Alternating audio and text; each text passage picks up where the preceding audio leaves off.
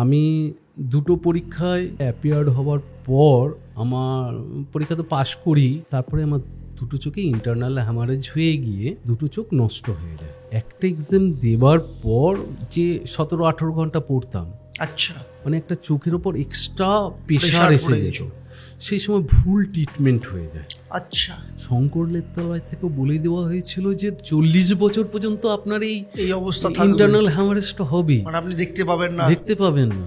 এবং একটা সময় এসে গেল যখন ইন্টারনাল হ্যামারেজ হয়ে গিয়েছিল, তখন আমার দুটো চোখের দিকে কেউ তাকালে ভয় পেয়ে যেত, দুটো চোখ জবা ফুলের মতন লাল হয়ে গেছিল। এবং পরবর্তী সময় ওই যে ব্লিডিং হয়েছিল ওইগুলো ক্লটিং হতে তখন ওই মহারাজ যিনি ছিলেন, যে দেবব্রত তোমার চোখে এত প্রবলেম, তোমার মায়ের যখন স্নান করাবে ভোরবেলা, সেই স্নানের জলটা নিয়ে তুমি তোমার চোখে দেবে, আর আরতির তাপটা, মঙ্গল আরতি যেটা ভোরবেলা হয়, সেই তাপটা দাও, দেখো তো তোমার চোখে কেমন রিয়াক্ট করে। আসলে কি বলুন তো, আমি যেটা দেখেছি, প্রকৃত ভক্তকে মা কোনো না কোনো ভাবে কিন্তু তার কাছে ডেকে নেয়, কোনো না কোনো ঘটনার মধ্য দিয়ে হোক কিংবা কোনো না কোনো ব্যক্তির মধ্য দিয়ে হোক। মা এমন একটা জ্ঞান, মা এমন একটা ব্যক্তি, যার যা চাওয়া পাওয়া সে কিন্তু উজাড় করে রেখেছে। এটা শুধু আমরা যদি ঠিক মতন মাকে মা বলেই ডাকি, মা দিতে বাধ্য।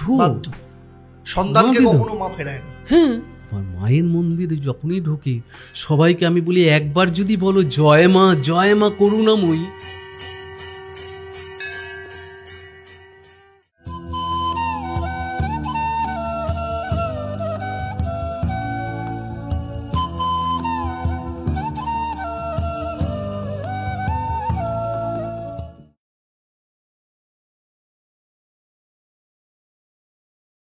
নমস্কার, আমি অ্যাস্ট্রো আচার্য দেবদত্ত। দেবদর্শন পডকাস্টের দ্বিতীয় পর্বে আপনাদের সবাইকে স্বাগত জানাই। এই পডকাস্টের দ্বিতীয় পর্বে আজকে যাকে নিয়ে আমি আলোচনা করতে যাব, তিনি হলেন উত্তর 24 পরগনা জেলায় অবস্থিত আমডাঙ্গায় করুণাময়ী কালীমা।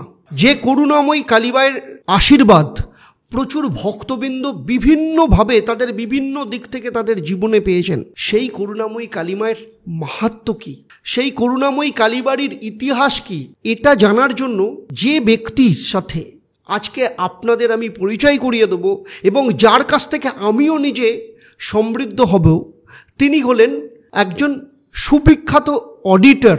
ভারতবর্ষের এরকম খুব বড় বড় কোম্পানি, শুধু তাই নয়, ইন্টারন্যাশনাল কোম্পানিরও তিনি অডিটর। সেই সাথে জীবনের একটা সময় দীর্ঘ বছর ধরে মা করুণাময়ী কালীর সেবায়ত ছিলেন, প্রধান পুরোহিত ছিলেন। যার জীবনে মা করুণাময়ী কালীর আশীর্বাদ এবং তার জীবনের ট্রান্সফরমেশন, তার জীবনের রহস্য, তার জীবনকে উন্নত করার জন্য মায়ের আশীর্বাদ তিনি কিভাবে পেয়েছেন, সমস্ত কিছুই আমি তার কাছ থেকে শুনবো এবং শুধু শুনবো না, আপনাদেরকেও জানাবো। তাহলে চলুন আমরা আলাপ করে নিই মিস্টার দেবব্রত ব্যানার্জি। নমস্কার। নমস্কার, আমি দেবব্রত ব্যানার্জি। করুণাময়ীর মায়ের প্রণাম নিয়ে আমি আজকে শুরু করছি ওনার সাথে আলোচনা। আমার জীবনে করুণাময়ী মা আমডাঙ্গায় এমন একটা জায়গায় আছে, যেটা ওই জায়গাটায় যদি আমি ওনার আশীর্বাদ যদি না পেতাম, আমি জীবনে একটা জায়গা, মানে জীবন বলে আমার কাছে কিছু থাকতো না। জীবনের আমার শুরুটা পরিবর্তন বা একজন মানুষ হিসেবে পরিচিতি মায়ের কাছ থেকেই আমার প্রত্যেকটা পদক্ষেপে পাওয়া। আপনার লাইফে আপনি যে আজকে যে জায়গাটা পৌঁছেছেন, যে সাকসেসের যে চূড়ায় পৌঁছেছেন বলা ভালো, তো ছোটোবেলা থেকে আপনার লাইফের জার্নিটা কিভাবে শুরু হয়েছিল সেটা নিয়ে যদি একটু। সাধারণ পরিবারে আমার জন্ম। আমডাঙ্গা করুণাময়ী মন্দির যেখানে আছে তার 10 কিলোমিটার দূরে নপাড়া রাজীবপুর বলে একটি গ্রামে আমার জন্ম। বাবা শিক্ষকতা করেই আমাদের মানুষ করেছেন। আমরা খুব ছোটোবেলায় বাবাকে হারিয়েছি।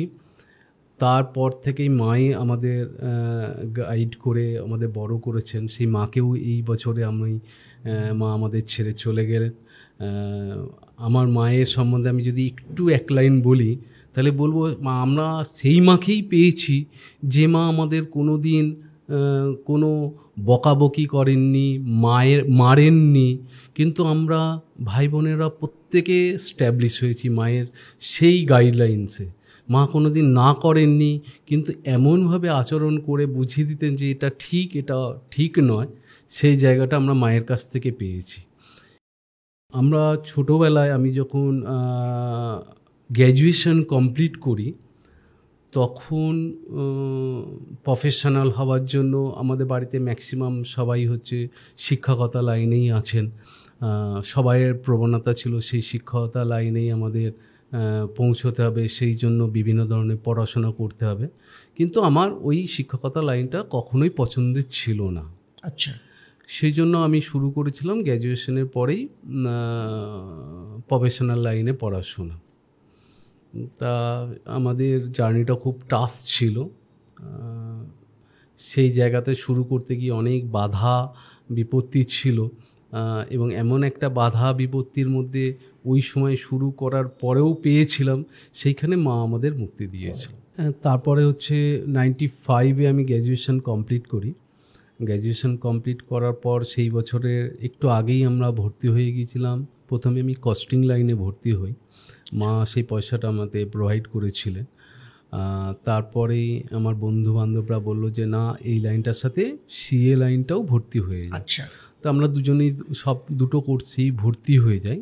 96-এ আমরা ইন্টারমিডিয়েট চান্স পাই প্রথম অ্যাপিয়ার হওয়া। আচ্ছা, মে মাসে ছিল সিএ এক্সাম ছিল, আর জুন মাসে ছিল হচ্ছে কস্টিং এক্সাম ছিলেন, সিএমএ। আমি দুটো পরীক্ষায় অ্যাপিয়ার্ড হওয়ার পর আমার পরীক্ষা তো পাশ করি, কিন্তু হচ্ছে তারপরে আমার দুটো চোখে ইন্টারনাল হ্যামারেজ হয়ে গিয়ে দুটো চোখ নষ্ট হয়ে যায়। মানে ইন্টারনাল হ্যামারেজ হয়েছিল? হ্যাঁ। সেটা কি ওই পড়াশোনা? হ্যাঁ, অ্যাকচুয়ালি সেই সময়টা এখনকার যে সিএ পড়া বা সিএমএ পড়া যত টিচার পাওয়া যেত, তখন অতটা টিচার অ্যাভেলেবেল ছিল না। সেই সময় বইটাই ছিল সব কিছু, এবং বইয়ের বাইরে আরও মানে সেই ধরনের লেভেলিং টিচার পাওয়া যেত না। সেই জন্য আমরা সিএকে একটা নাম দিয়েছিলাম, কাম এগেন।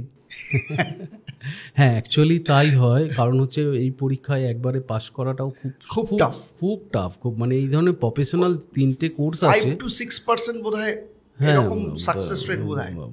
এখন একটু বেড়েছে, কিন্তু খুব টাফ। যারা পড়াশুনো করে আমার কাছে অনেকে সাজেশান নিতে আসে, আমি প্রত্যেকেই বলি, প্রত্যেকে আমার টিচাররাও বলতেন যদি পড়াশুনো করতে হয় পড়াশোনার মতো করেই করো। লোক দেখানো গ্র্যাজুয়েশন লেভেলে কি হয়, আমি পড়তে যাচ্ছি, বাড়ি আসছি, পড়ছি, এইসবগুলো হয় না। এখানে পড়াশোনা মানে পড়াশোনা, সেই লেভেলে নিজে গিয়ে পরীক্ষার আগেই নিজেকে কনফিডেন্টলি ভাবতে হবে যে আমি এই পরীক্ষাটা শিওর ক্লিয়ার করব, এরকম লেভেলে পড়াশোনা। আমার হয়েছিল একটা এক্সাম দেবার পর যে 17-18 ঘন্টা পড়তাম। আচ্ছা, তারপরেও হচ্ছে মে মাসে পরীক্ষা দেওয়ার পর তারপরে আর একটা বড় কোর্স জুন মাসে পরীক্ষা দেওয়া, মানে একটা চোখের ওপর এক্সট্রা প্রেশার এসে যেত। সেই সময় ভুল ট্রিটমেন্ট হয়ে যায়। আচ্ছা, মানে আমি আই স্পেশালিস্টের কাছেই গিয়েছিলাম, কিন্তু সেখানে কোনো কারণে তিনি আমার পাওয়ারটা বাড়িয়ে দিয়েছিলেন, মানে চোখের চশমার পাওয়ারটা বাড়িয়ে দিয়েছিলেন। তার জন্য ওর রিয়্যাক্টে আমার ইন্টারনাল হ্যামারেজটা হয়ে যায়। মানে অ্যাকচুয়ালি আমরা এখন যেটা জানি যে চোখের প্রেশার বেড়ে যাওয়া, চোখ লাল হয়ে যাওয়া, তো সেই সময় বোধহয় ওই চোখের প্রেশার বেড়ে যাওয়া বা সেই কনসেপ্টটা বোধহয় সেই সময় লোকের মধ্যে অতটা ছিল না, যার জন্যই আমার কাছে এটা হয়েছিল। এবং একটা সময় এসে গেলে যখন ইন্টারনাল হ্যামারেজ হয়ে গিয়েছিল, তখন আমার দুটো চোখের দিকে কেউ তাকালে ভয় পেয়ে যেত, দুটো চোখ জবা ফুলের মতন লাল হয়ে গেছিল।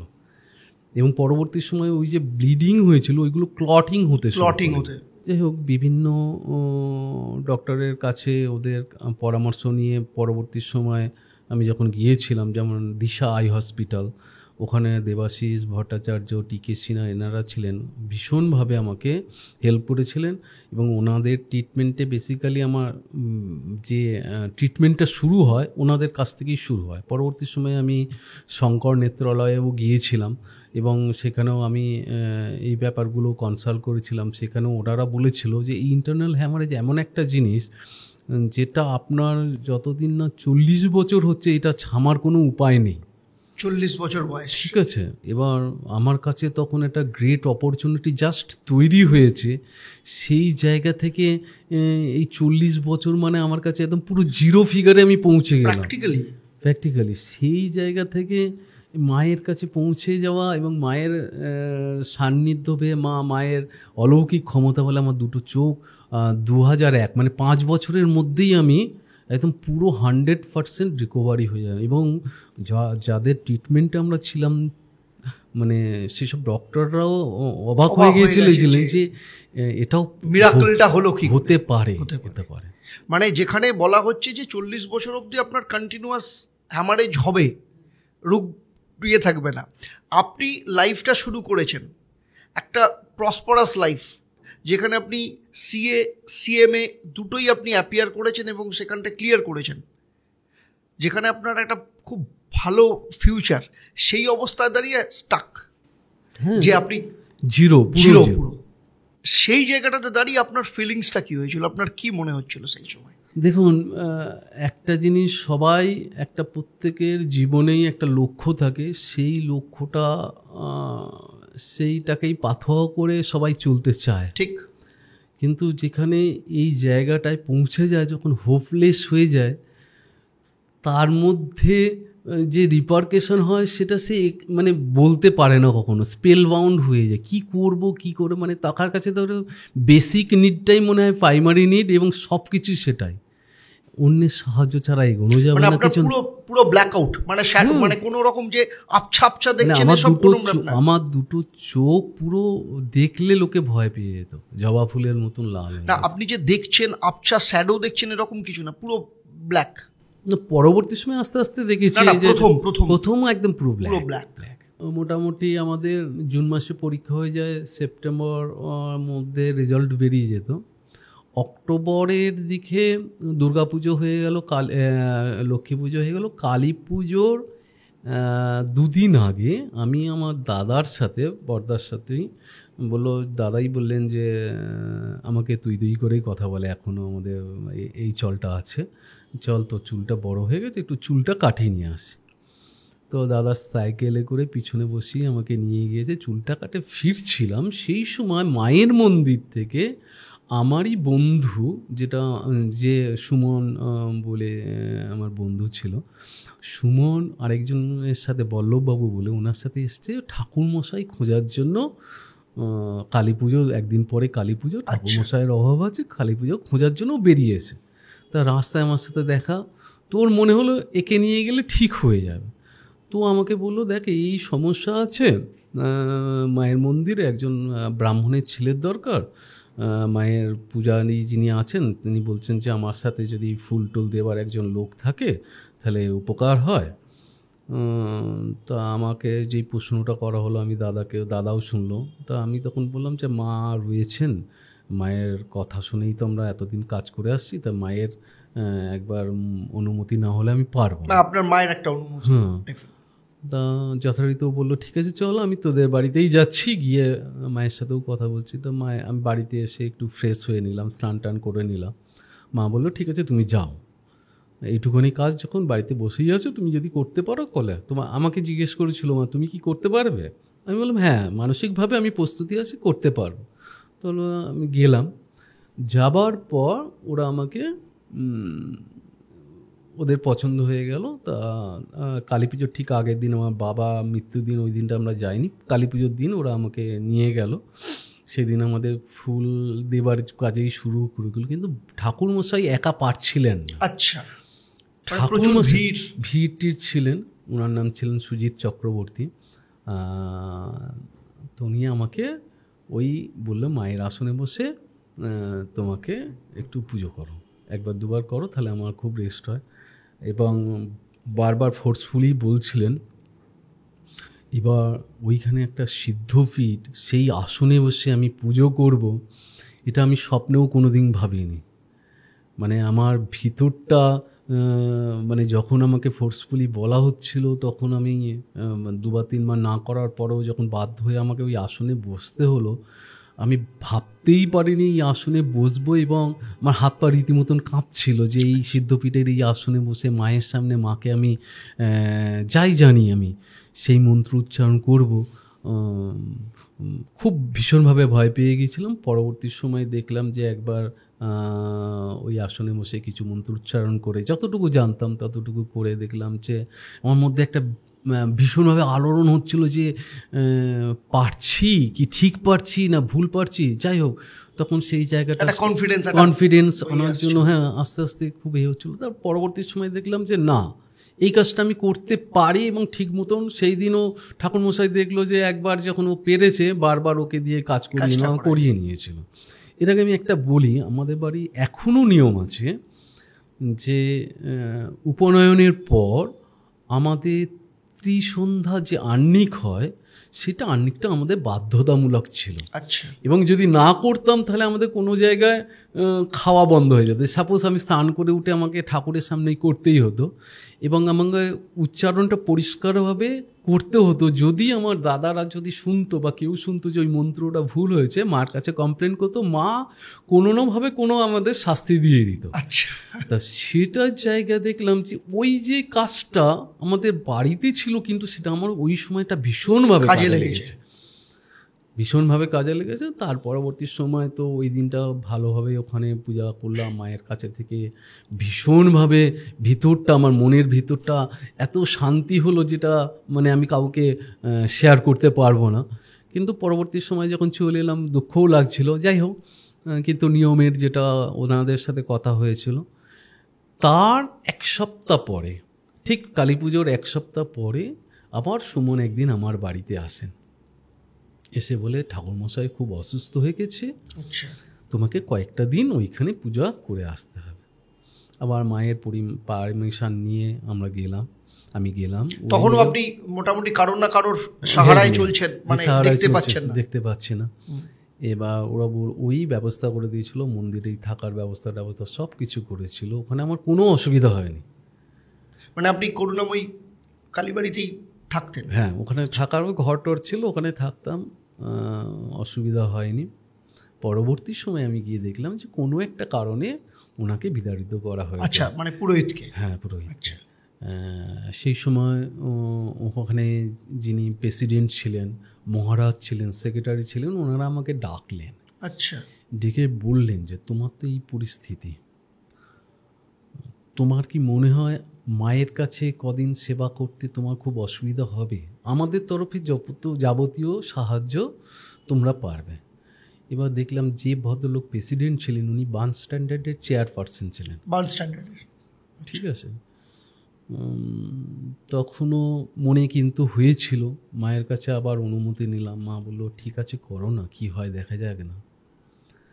তখন ওই মহারাজ যিনি ছিলেন বলছে, দেবব্রত তোমার চোখে এত প্রবলেম, তোমার মায়ের যখন স্নান করাবে ভোরবেলা, সেই স্নানের জলটা নিয়ে তুমি তোমার চোখে দেবে, আর আরতির তাপটা, মঙ্গল আরতি যেটা ভোরবেলা হয়, সেই তাপটা দাও, দেখো তো তোমার চোখে কেমন রিয়্যাক্ট করে। ওনার এই কথাটা মানে আমার কাছে একটা মানে দৈবালকের বাণীর মতন আমার কাছে মনে হয়েছিল। আমি সেটা নিয়ম মেনে করতাম। এবং 2001-এর মধ্যে, যেখানে আমাদের শঙ্কর লেত্রালয় থেকেও বলে দেওয়া হয়েছিল যে 40 বছর পর্যন্ত আপনার এই অবস্থা ইন্টারনাল হ্যামারেজটা হবে, মানে আপনি দেখতে পাবেন না। সেই জায়গাটা না আমার কাছে পুরো ক্লিয়ার হয়ে গেল। 2001-এ আমি যখন প্রতি বছরেই আমি যেতাম, ওনারা দেখে আমার ইমপ্রুভমেন্ট দেখে ওনারা নিজেরা বললেন 2001-এর পরে বললেন তুমি এবার তোমার মতন করে চলো, আমার যা চশমা ছিল সব ফেলে দাও, দিয়ে একদম লাগলো না, কিছু লাগে না। এখনো পর্যন্ত আমি মানে এই যে মায়ের কৃপা, সেই কৃপা হয়তো যেভাবেই হোক আমার কাছে পৌঁছেছে, মায়ের আশীর্বাদটা, আমি তার জন্য চিরকৃতজ্ঞ। আমার জীবনটা বদলে গেছে এবং আমি একটা নির্দিষ্ট জায়গায় পৌঁছতে পেরেছি মায়ের এই কৃপার জন্য।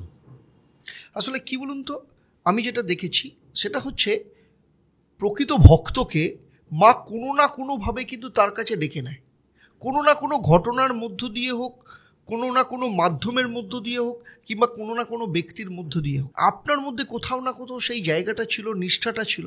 তারপরে এই যে আশীর্বাদ যে পাওয়ার যে জায়গাটা, এটা তো আপনার লাইফটাকে একটা বড় জায়গায় দাঁড় করিয়েছে এবং একটা চ্যালেঞ্জ লাইফে আপনার ছিল, সেই জায়গাটাতে ছিল। সেখান থেকে আপনি আজকে এইখানটা এসেছেন, মানে চশমাও আপনাকে আর পড়তে হয় না, মানে মায়ের আশীর্বাদের এই জায়গাটা এতটা আপনার লাইফের মধ্যে ছিল। এই যে এছাড়া আর কি কিছুভাবে আপনি প্রত্যক্ষ করেছেন যে মায়ের সান্নিধ্য পাওয়ার যে জায়গাটা? দেখুন, আমার ওখানে এই যে লাইনের মধ্যে আমি যে এই যে মায়ের পূজা করার মধ্যে আমি তখন ঢুকে গিয়েছিলাম, মায়ের সেবা করার মধ্যে যখন ঢুকে গিয়েছিলাম, তখন আমার বারবার মনে হতো, আচ্ছা মা কি সবাইয়ের জন্যই মানে দুহাত পেতে দিয়েছেন, না এটা সবাইয়ের বিশ্বাস, মানে এই ধরনের কৌতূহলগুলো আমার মনেই প্রশ্নটা হতো।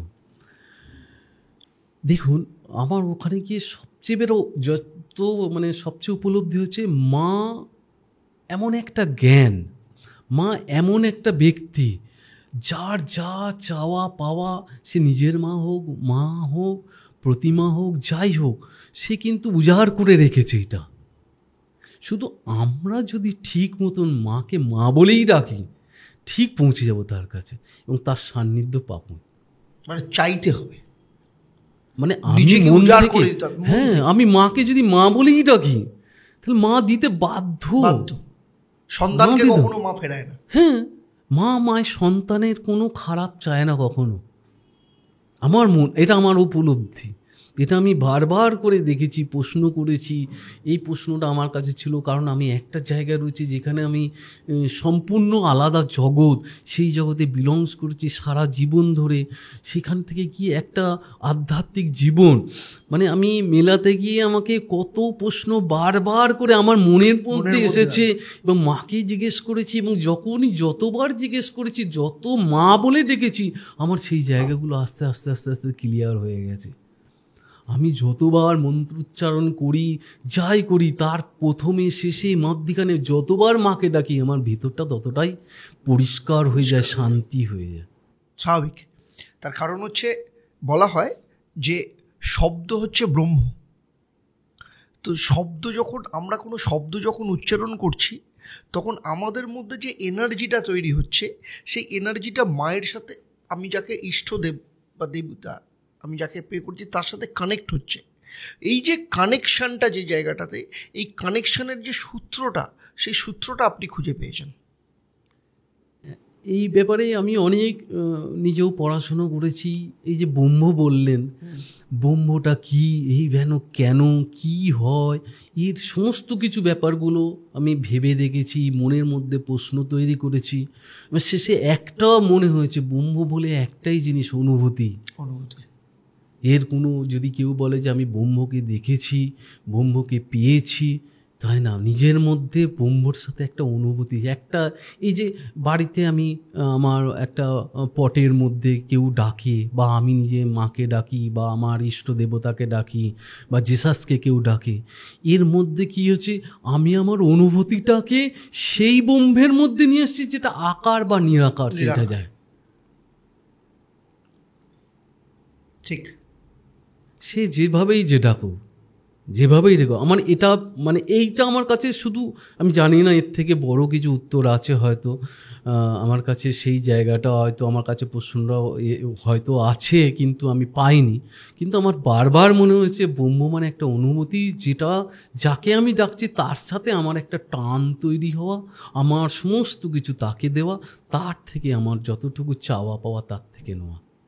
আমার এটা অনুভূতি মনে হয়েছে, আমি জানি না হয়তো আমি ভুল, কিন্তু এটা আমার অনুভূতি। এই যে আপনি লাইফে এতটা সাকসেসফুল, আপনার জার্নি ঠিক এইখান থেকে এইখানে এসেছিলেন, এইরকম একটা জায়গায় ছিলেন, আপনার লাইফটা শুরু হয়েছিল, সেখান থেকে হঠাৎ করে আপনার চোখ নিয়ে সমস্যা, আপনার জিরো হয়ে গেল, সেখান থেকে আজকে আপনার এত বড় জায়গায় সাকসেসফুল লাইফ, আপনার এত বড় সাকসেসফুল আপনি। তো এই যে সাকসেস আপনি যে লাইফে পেয়েছেন, আপনার যে জার্নি, তার সাথে আপনি আধ্যাত্মিকতা, এই জায়গাটার মেলবন্ধন বা সূত্রটা আপনি কিভাবে খুঁজে পান? একটা জায়গায় হচ্ছে নিষ্ঠা, মাকে ডাকতে গেলেও নিষ্ঠা, আধ্যাত্মিকতা, কাজ করতে গেলেও নিষ্ঠা। তার মধ্যে যদি আমি কাজের মধ্যে যদি নিষ্ঠা নিয়ে না ঢুকি, কাজটা আমি কখনোই সঠিকভাবে কমপ্লিট করতে পারবো না। মায়ের কাছে মা তো একদম নিষ্ঠা নিয়েই রয়েছি, আমার অহরহ সমস্ত সময়েই রয়েছে। যদি কোনো সময় আটকে যায়, কোনো সময় সমস্যা তৈরি হয়, মাকেই বলি হয়তো ওয়ে আউট পাচ্ছে না। আমি এমন এমন কাজ দেখছি, সপ্তাহভর চেষ্টা করেছি, পারিনি, নিষ্ঠা আমি দিতে পারিনি। পরে আমি একদম মাকে ডেকে নিজের মনটাকে শান্ত করে একদম তখন সেই কাজটা নিয়েছি, 10 মিনিটের মধ্যে সেই কাজটা হয়ে গেছে। এই যে আধ্যাত্মিকতা যেটাই বলুন আর যেটা কাজের জায়গায় বলুন, সেই জায়গাটা মানুষের মনটাকে যদি সহজ করে তার লজিক্যালি এই শান্তি করে করা যায়, আমার মনে হয় কোনো সমস্যায় থাকে না। সেই জায়গাটা আমি অনেকবারই দেখেছি, সমস্যার সমাধান হয়ে গেছে। তো সেই আমডাঙ্গা যে করুণাময়ী কালীবাড়ি, সেই কালীবাড়ির সাথে এখনও আপনি যুক্ত আছেন? আপনি মানে পুজোর কি, এই যে পুজো করা যে জায়গাটা, সেটা আপনি কন্টিনিউয়াস করেন না একটা সময়ের পর আপনি সেখান থেকে? 2003 আমি কোয়ালিফাই করি, ঠিক আছে? আচ্ছা, মানে সিএতে 2003 কোয়ালিফাই করার পর তখন ওরা আমাকে বলেছিল অ্যাটলিস্ট শনিবার রোববারও আসো, যেতাম। কিন্তু পরবর্তী সময়ে দেখলাম এভাবে হয় না, ঠিক তার আছে? আগে অবধি আপনি নিয়মিত পুজো নিয়মিত ছিলাম। তারপরে আস্তে আস্তে আমাদের একটা টিম তৈরি করতে হয়, দুম করে তো বলে চলে আসা যায় না। ওখানে টিম তৈরি হলো, তারপরে আস্তে আস্তে আমি ওটাকে করলাম। কিন্তু এখনও অনুষ্ঠান, বিভিন্ন ধরনের অনুষ্ঠান, যেমন কালী পূজা, মহালয়া, পয়লা বৈশাখ, বাৎসরিক উৎসব যেটা পৌষ মাসে হয়, সে সময় বা বিশেষ বিশেষ দিনে হয়তো কোনো প্রয়োজন হলো, আমাকে মায়ের কাছ থেকে কোনো ফোন এলে আমি খুব আনন্দিত হই। সব কাজ ছেড়ে মানে গুছিয়ে রেখে মায়ের কাছে গিয়ে মায়ের একটু চরণে ছোঁয়া পাবো, এটা আমার কাছে ভীষণ আলোড়ন করে এবং চেষ্টা করি সবসময় পৌঁছানোর জন্য। আজকে ধরুন যারা শুনছেন, যে অডিয়েন্স যারা শুনছেন, এখানে অনেকেই পরিচিত করুণাময়ী আমডাঙ্গা কালীবাড়ির সাথে, আবার অনেকে হয়তো আজকে হয়তো এই এপিসোডে নতুনভাবে শুনছেন, নতুনভাবে মাকে পাওয়ার চেষ্টা করছেন। আপনার কি মনে হয় যে প্রচুর মানুষের কাছে তো প্রচুর সমস্যা রয়েছে, তাদের জীবনের এক একটা মানুষের জীবনের এক এক রকম সমস্যা রয়েছে, তারা যদি এই করুণাময়ীর কাছে যদি পৌঁছে যান, মায়ের কাছে যদি পৌঁছয়, তাহলে তারা সেই জায়গাটা, তাদের উত্তরণের জায়গাটা তারা কিভাবে খুঁজে পাবেন? আমি দেখি, আমি জাস্ট একটা অভিজ্ঞতা আমি শেয়ারিং করছি। মায়ের যখন বাৎসরিক উৎসব হয়, 25শে ডিসেম্বর থেকে শুরু হয়, 9ই পৌষ থেকে, এবং পৌষ মাস, সারা পৌষ মাস ধরে বাৎসরিক উৎসবটা হয়। সেই সময় ভক্ত মানে অগণিত ভক্ত থাকে, আমি নাম্বারটা কাউন্ট করতে পারবো না। ভক্তরা যখন মায়ের মন্দিরের আগে থাকে, ঠিক মায়ের মন্দিরে ঢোকার আগে গেট পর্যন্ত, সেখানে ভক্তের সবসময় সব ভক্তেরই চেষ্টা থাকে কি আগে মায়ের ঘরে পৌঁছবে এবং পুজো দেবে, তারপর চলে যাবে, এটা থাকে। সে বাচ্চা থাকুক, বয়স্ক থাকুক, সমস্ত ধরনের লোক, মহিলা, কত তাড়াতাড়ি যাবে, পুজোটা দেবে, চলে যাবে। কিন্তু যখন তারা ভিতরে যায়, তার মধ্যে একটা অ্যাংজাইটি কাজ করে যে আমি কখন ঢুকবো ভিতরে, মায়ের মন্দিরে ঢুকবো, পুজোটা দেবো, আমার যে প্রসাদী ডালা রয়েছে সেটা কিভাবে মায়ের কাছে নিবেদন করব, বা আমার যা যা চাওয়া পাওয়া কিভাবে চাবে সেটা কিভাবে করব, সেটা সবসময় একটা অ্যাংজাইটির মধ্যে থাকে। যেই মায়ের মন্দিরের ভিতরে প্রবেশ করে গেল, দরজাগুলো সব বন্ধ করে দেওয়া হয়। আচ্ছা, কারণ হচ্ছে না হলে কি হয়, যারা শেষে রয়েছে তাদের উপর ওই পিছনের যে অগণিত লোকজন আছে তারা প্রেসার দেবে।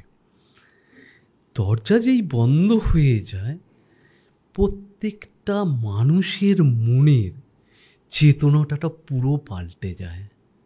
প্রথম কারণ হচ্ছে ওই যে মা ওখানে বসে আছেন, তাকে দর্শন করে সে কি চাইবে বা সে কি করতে এসছে, সে আমি দেখেছি বেশিরভাগ লোক মানে ভুলে যায় শুধু মাকে দেখে।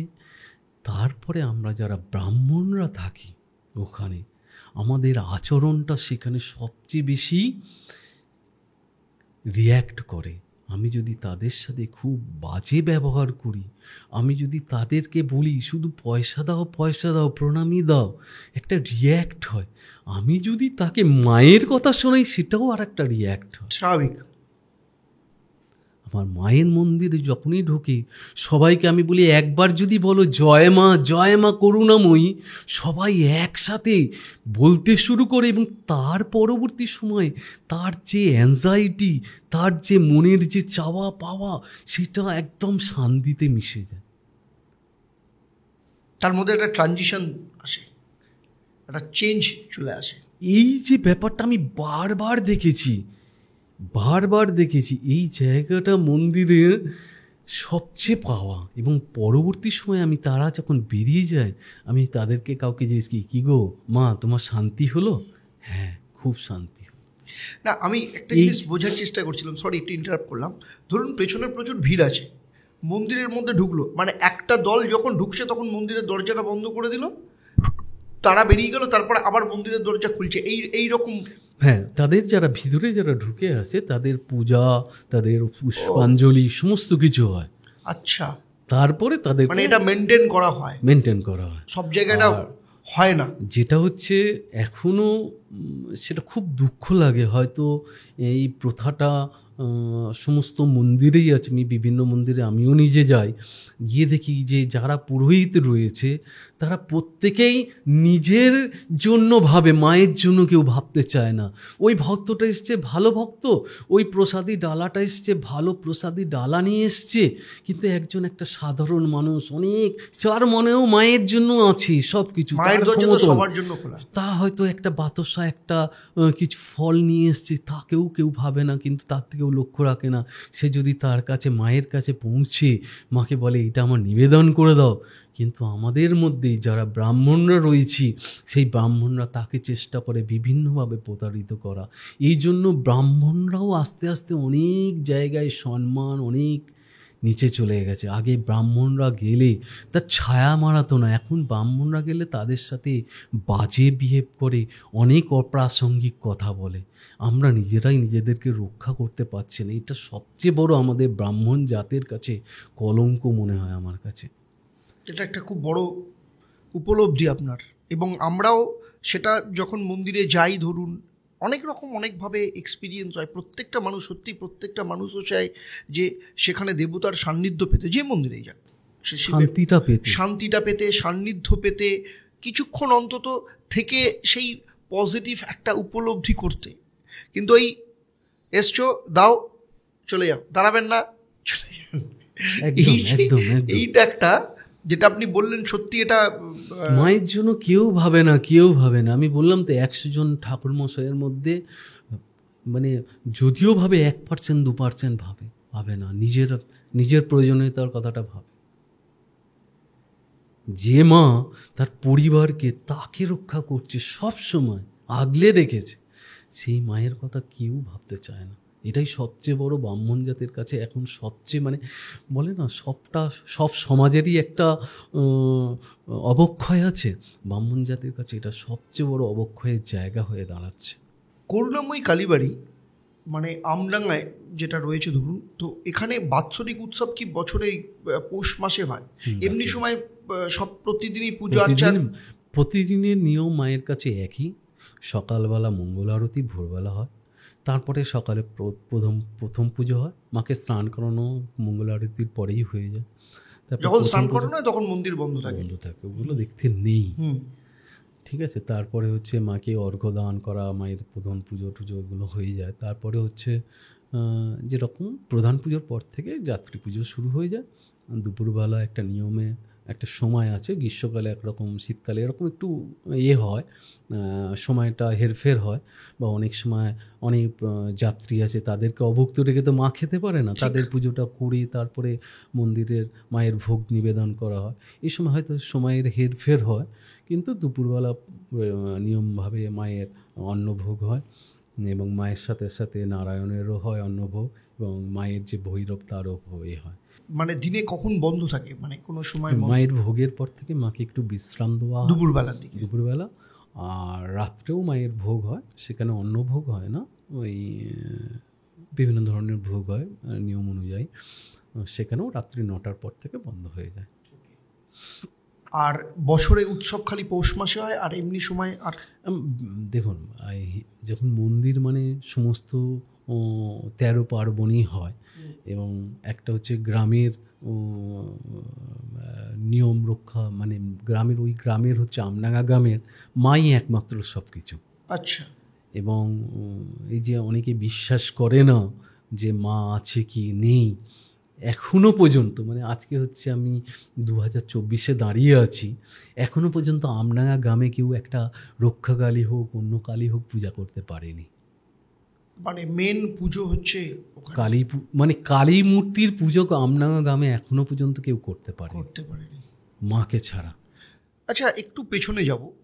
এই যে করুণাময়ী যে মা, এর প্রতিষ্ঠাটা কিভাবে হয়েছিল? এর পিছনে হচ্ছে আকবরের সেনাপতি মানসিংহ তার অভিযান চালাচ্ছিল যে সারা ভারতবর্ষ আকবরের সাম্রাজ্যের মধ্যে আসুক। তো সেই সময় বাংলাদেশে ওর সেনাবাহিনী নিয়ে পৌঁছায়। বাংলাদেশে সেই সময় প্রতাপাদিত্য ওর জমিদারি ওখানে ছিল, সেইখানে ওরা পৌঁছায়। সেখানে গিয়ে বারবার আক্রমণ করে ওই জমিদারি বা ওই এলাকাটা ওরা দখল করতে পারছিল না। তখন এর প্রশ্ন ওনাদের জাগে যে কেন হচ্ছে না। সেই সময়ে জানা যায় যে ওখানে যশোর বলে একটি জায়গা আছে, যশোরেশ্বরী মন্দির আছে, ওখানে এক যশোরেশ্বরী মাতা কালী মাতা ছিলেন। সেই কালী মাতা ওনাদের সবসময় প্রোটেক্ট করে রাখছিলেন। তখন মানসিংহ করলেন, অন্য উপায় নিলেন। কী করলেন? ওই যশোরেশ্বরী মাকেই লুট করে নিয়ে চলে গেলেন রাজস্থানে। আচ্ছা, মানে যশোর থেকে রাজস্থান নিয়ে চলে গেলেন। এবং যখনই মা ওই মন্দির থেকে নেমে গেলেন তখন ওরা দখল করতে পারলেন। কিন্তু তার পরে অলৌকিক ব্যাপার হলো, ওই মাকে নিয়ে গিয়ে কালী মা, প্রতিষ্ঠিত মা, ওই মাকে নিয়ে গিয়ে অম্বর ফোর্টে যশস্বরীকে প্রতিষ্ঠিতা করলেন। আচ্ছা। সেই সময় ওই মাকে যিনি পূজা করতেন রেগুলার, উনি কী করলেন, ওই গ্রামবাসী বা জমিদারের থেকে বলে তোমার জন্যই এটা হয়েছে, তো ওনাকে বিতাড়িত করে দিলেন। উনি এতটাই নিষ্ঠাবান ছিলেন, ওই মায়ের ঘট নিয়ে এসে ওই যশোর থেকে পায়ে হেঁটে তারপরে ওই আমডাঙ্গা যেখানে মায়ের মন্দির হচ্ছে, ওখানে একটা নদী ছিল, নদী পার হয়ে এসে ওখানে আমবাগান ছিল, ওই আমবাগানের মায়ের যেখানে মন্দির আছে ওইখানে প্রতিষ্ঠিত করে কুড়ে ঘরের মধ্যে মাকে আরাধনা করতেন। আচ্ছা। সেই সময় মানসিংহকে মা স্বপ্ন দিলেন যে আমার মূর্তি তো তুমি এখানে নিয়ে এসেছো, কিন্তু আমার যে পূজারী রয়েছেন তিনি ওখানে রয়েছেন, আমার মতো একটি মূর্তি তৈরি করে ওখানে গিয়ে প্রতিষ্ঠিত করে আসো। সেই থেকেই ওখানে, মানে ওটা মানসিংহ এসে, এটা আমি এর যে মানসিংহ এসেছিলেন বা কারো মাথায় পৌঁছে দিলেন, কিন্তু মানসিংহের উদ্যোগে এটা হয়েছিল, মায়ের প্রতিষ্ঠিত হয়েছিলেন। এবং পরবর্তী সময় মা যখন এরকম হয়েছেন, রাজা কৃষ্ণচন্দ্র যখন কৃষ্ণনগরের রাজা ছিলেন, তিনি মায়ের যখন এইসব জেনেছিলেন, মায়ের কৃপা অনুভব করেছিলেন, বিভিন্ন সমস্যা থেকে তিনি উদ্ধার পেয়েছিলেন, তখন মাকে 365 বিঘা জমি দান করেছিলেন কৃষ্ণচন্দ্র। এবং প্রত্যেক দিনে তখন থেকেই নিয়ম করেছিলেন 1 বিঘা জমিতে যা ফসল হবে প্রত্যেক দিন সেই ফসলের মায়ের ভোগ নিবেদন করা হবে। পরবর্তী সময় তখন তো জমিদারি রাজত্ব বা রাজার রাজত্ব থেকে একটা সিস্টেমে চলে আসে, যেটা আমরা আজকে সিস্টেমে চলে এসেছি। সেখানে জমিগুলো আছে অনেকটা বেদখল হয়ে গেছে, কিন্তু মায়ের সেই ভোগ নিবেদনটা বন্ধ হয়নি। হয়তো 365 বিঘার মধ্যে 1 বিঘা জমির ফসল হয়তো প্রতিদিনের জন্য ছিল, সেটা না হলেও মায়ের ভোগটা নিবেদন হয়, আর বিভিন্ন সময়ে মায়ের অন্নকূটটাও করা হয়। আচ্ছা। এখন বিভিন্ন ভক্ত লোক আছেন তারা মায়ের কাছে বিভিন্ন ধরনের মনস্কামনা করেন, মনস্কামনা করেছেন, তাতে হয়তো পূর্ণ হয়েছে, তারাও এসে নিবেদন করাই দিয়ে যায় এবং তাকে বলতে হয় না, সেই এসে দিয়ে যায় মাকে। অসংখ্য ধন্যবাদ আপনাকে আজকে আমাদের কাছে সময় দেওয়ার জন্য, এবং আশা করব আপনার কাছে আরও অন্যান্য বিষয় নিয়ে আগামী দিনে ডেফিনেটলি আপনাকে পাবো, যেগুলো আমাদের কাছে যারা আসে, আমার কাছে যারা আসেন, এরকম প্রচুর মানুষ, দীর্ঘদিন ধরে প্রচুর মানুষকে দেখেছি, তাদের জীবনের নানা রকম সমস্যা নিয়ে তারা আসেন। তাদের অর্থনৈতিক দিক থেকে সমস্যা, প্ল্যানিংয়ের সমস্যা, সমস্ত কিছু নিয়ে। এর পরবর্তী এপিসোড আপনার সাথে করব, ডেফিনেটলি সেটা ভীষণ ইচ্ছে রইল যে এই যে সাধারণ মানুষ যারা মধ্যবিত্ত মানুষ, তারা প্রত্যেক দিনের তাদের যে স্ট্রাগল বা প্রত্যেক মাসে তাদের যে স্ট্রাগল, যে একটা তাদের ফ্যামিলিতে বাজেট করে চলবে কি করে, সেটা নিয়ে যেমন একটা আলোচনা করব থাকবে এটা, কারণ এটা প্রচুর মানুষের এটা সমস্যা, আমি নিজে ফিল করেছি, যারা আসে আমি দেখেছি তাদের কাছে। দ্বিতীয় আর একটা যেটা থাকে সেটা হচ্ছে যারা ছোট ছোট ব্যবসায়ী আছে, সেই ব্যবসায়ীরা বুঝতে পারেন না যে তার ব্যবসার হেলথটা কিভাবে চলছে, হেলথটা কীরকম আছে, ব্যবসাটা সে প্রফিটের জায়গা আছে না লসের জায়গা আছে। এই যে জায়গাটা নিয়ে, এই দুটো জিনিস নিয়ে আপনার কাছ থেকে আমি, আমার যারা রয়েছেন তারা প্রত্যেকেই ডেফিনেটলি উপকৃত হবেন আপনার এক্সপিরিয়েন্স যদি শেয়ার করেন। পরবর্তী এপিসোড আপনার জন্য আমরা সবাই মিলে অপেক্ষা করব। খুব ভালো থাকবেন, আমরা খুব ভালো লাগলো আমাদের, আপনি এসছেন, আমাদের সাথে সময় দিয়েছেন। নমস্কার। সবাই ভালো থাকবেন, মা আপনাদের মঙ্গল করুক।